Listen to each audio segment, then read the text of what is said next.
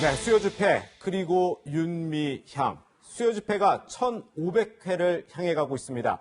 현존하는 세계 최장기 집회, 하지만 잇따르는 정의기억연대 의혹으로 수요 집회는 갈 길을 잃었습니다. 수요 집회의 미래 어떻게 될까요? 네, 2011년 12월이었습니다. 수요 집회가 1000회를 맞던 날 그 현장을 취재했던 임도현 뉴스A 부장과 얘기 나눠보겠습니다. 네, 임 부장.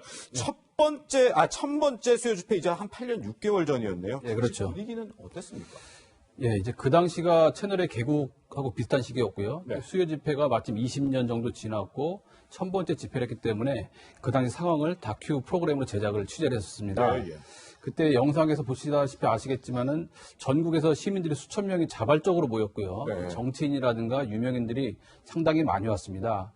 또 같은 시간에 일본에서도 집회가 열렸었고, 네네. 그래서 해외에서도 상당히 많은 관심이 있었고, 또 지금은 많이 알려졌지만 그 소녀상이 바로 전날 일본 대사관에 처음 설치되는 그 상황이었고요. 아, 그렇군요. 그래서 할머니들 표정을 봐서 아시겠지만 상당히 만감이 교차하는 상황이었고, 그래서 저 때만 해도 일본의 책임 인정과 또 사과가 곧 이루어지지 않겠냐 이런 희망도 있었던 상황이었습니다. 그렇군요. 네, 영상을 살펴보니까 저때 수요 집회에는 할머니들도 굉장히 활발하게 적극 참여를 하셨는데 일단 1,500회나 맞은 수요 집회 처음에는 좀 어떻게 시작된 겁니까?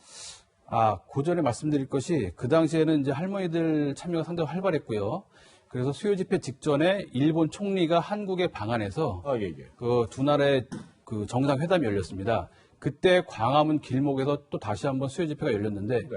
그때만 해도 할머니들과 윤미향 대표가 직접 광화문 그 길목에 나서서 예. 규탄 집회도 하고 있었거든요. 네. 그때 그 할머니들의 외침 목소리가 아마 준비되어 있을 텐데 한번 직접 들어보시죠. 예. 높은 사람이 왔다니까 과거 청산 없이 앞길은 없는 거니까 과거 청산 깨끗이 좀 하게끔 해달라고 그 말하러 왔어. 예, 지금 보시다시피 기론옥 할머니죠. 그 당시 네. 윤미향 대표, 당신 대표였죠, 정대협에. 그렇죠. 함께 활발하게 저렇게 집회를 했었고 상당히 협업이 잘 됐었는데요. 저 수요 집회는 아시다시피 1991년 여름에 고 김학순 할머니가 처음 내가 바로 위안부다 이렇게 공식적으로 기자회견을 하면서 알려졌습니다. 네. 그리고 나서 전국의 정대협 주도로 피해자분들 신고를 받았더니 차츰차츰 240분이나 늘어났거든요. 예. 지금은 물론 이제 많이 돌아가셨는데 예. 그리고 그 다음에 92년 1월 8일에 추운 겨울이었는데 역사적인 1회 집회가 열립니다. 네. 그 당시 정대협을 처음 이끌었던 분이 이화여대 명예교수인 윤정옥 교수님이신데 네네. 1회 집회가 어땠는지를 제가 9년 전 취재했을 때도 자세히 기억을 하고 계셨거든요. 예. 그 얘기를 한번 들어보시죠. 네. 내가 기억하는 거는 눈이 왔었어요. 그리고 몹시 추웠고 길이 질퍽질퍽했고 그러니까 할머니들이 이제 분노한 거는 사죄 안 하는 거. 그것 때문에 분했지요, 할머니들이. 그러니까 할머니들 말로는 사죄 받아내야 한다. 이제 그래서 시작한 거예요. 네.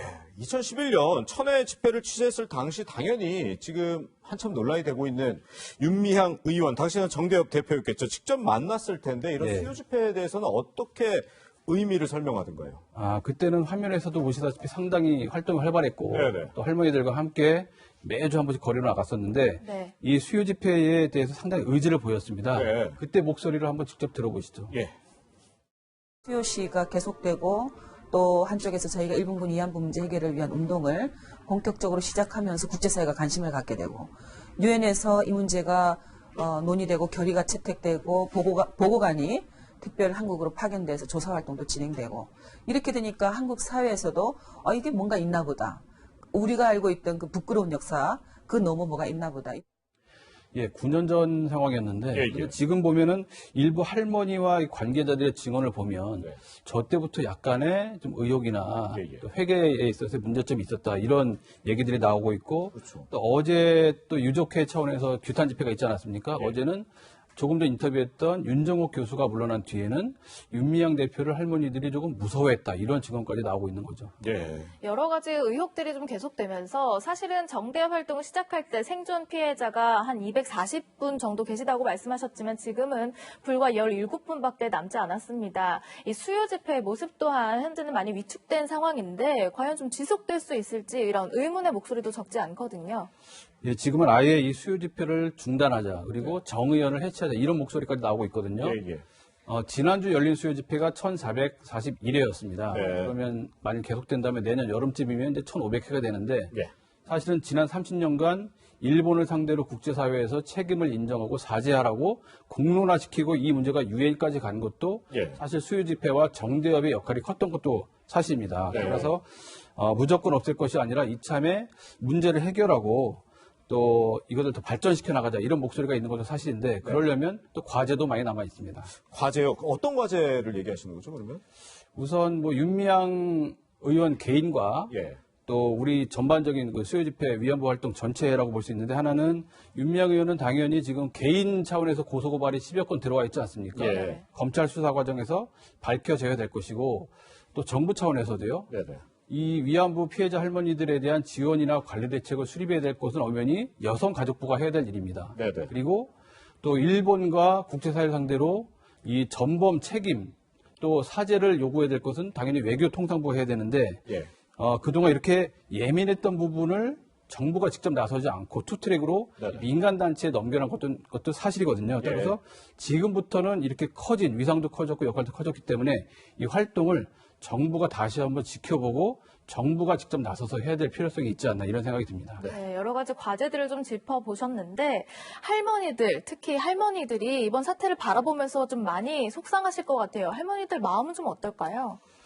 사실 지금 할머니들하고 직접 접촉이 되게 민감한 상황 아닙니까? 네. 그 천회 수요 집회 당시에 나눔의 집에서 그 당시에 나눔의 집에 거주하시던 이옥선 할머니한테 만일에 청춘으로 돌아간다면 어떠시겠어요? 라고 질문한 기억이 나는데 예. 그 인터뷰를 찾아보니까 있더라고요. 한번 들어보시죠. 우리 15살 청춘만 지대로 그대로만 맹글으면 우리 사주고 배상도 필요 없잖아. 그럼 우리도 좋은 데가 시집을 갈 수도 있고 아들 딸 낳고 살 수도 있고.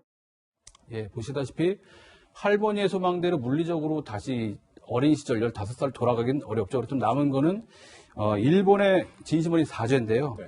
이제 조금 전 윤정옥 교수가 얘기했던 첫 번째 집회의 초심이 바로 일본의 사죄에서 시작했던 겁니다. 그래서 네. 할머니들에게 남아있는 마지막 소원은 일본의 진심어린 사죄와 책임 인정입니다. 네. 의혹은 의혹대로 풀지만 또 정혜연의 활동의 그 의미 자체는 좀 잊지 말았으면 하는 바람입니다. 자, 천회 수요 집회를 취재했던 임도현 부장과는 여기서 인사드리겠습니다. 고맙습니다.